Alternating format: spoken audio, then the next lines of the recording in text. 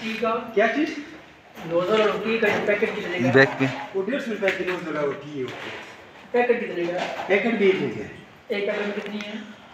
पता नहीं। अस्सलाम वालेकुम, ये हमारे आमिर भाई हैं और ये 3-4 लोग मिल के ब्रांच लिया है। पैकेट चाहिए तो इन्होंने हमसे 12 जोड़े लिए हैं। 4 आमिर भाई के हैं, ये आप देख सकते हैं। प्रेग्नेंट पेयर दिए हैं 4 माशाल्लाह से। ये नर देखें, अभी ये 4 मंथ्स के हैं मुश्किल से ये नर, और इतने एक्टिव हैं। और ये एक प्रेग्नेंट पेयर है और ये लेके जाएंगे रावलपिंडी मुगल। रात के भी 10 बज रहे हैं और आपके सामने हमारी कार अभी तक जा रही हैं और लोग भी आ रहे हैं।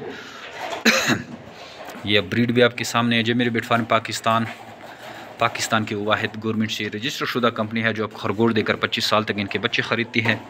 पूरे पाकिस्तान से, हर सिटी से हमारे पास लोग आते हैं माशाल्लाह से। दिन और रात के 10-11 बजे तक हमारे पास कस्टमर आते रहते हैं और ये खरगोश लेके जाते हैं।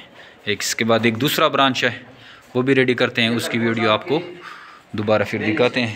ये इनकी केजेस हैं, इसमें बंद करके ये लेके जाएंगे।